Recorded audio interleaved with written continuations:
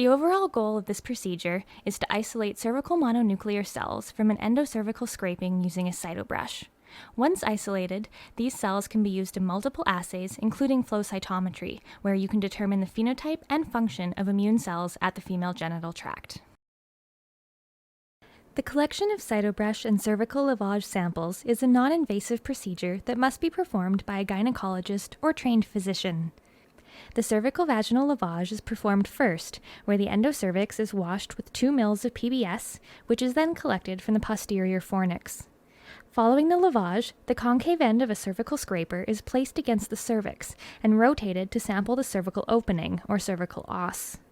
Next, the cytobrush is inserted into the endocervical os and rotated 360 degrees. The use of gentle pressure will help to ensure no blood contamination of the sample. The cytobrush and the scraper are collected into a tube containing 5 mL of PBS. After being transported on ice, the sample is rapidly vortexed to dissociate the cells from the cytobrush.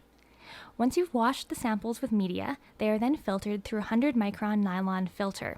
This allows for the collection of the lymphocytes, monocytes, and epithelial cells from the sample. The cells are now ready to be stained with antibodies against surface proteins, and once they have been fixed, they can be run on the flow cytometer.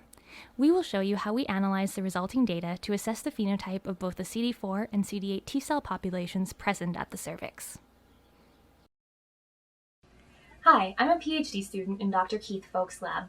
Our research focuses on the link between immune activation and HIV susceptibility as well as disease progression. Because the majority of HIV infections now occur through heterosexual intercourse, we're also interested in determining the correlates of protection to HIV transmission at the female genital tract.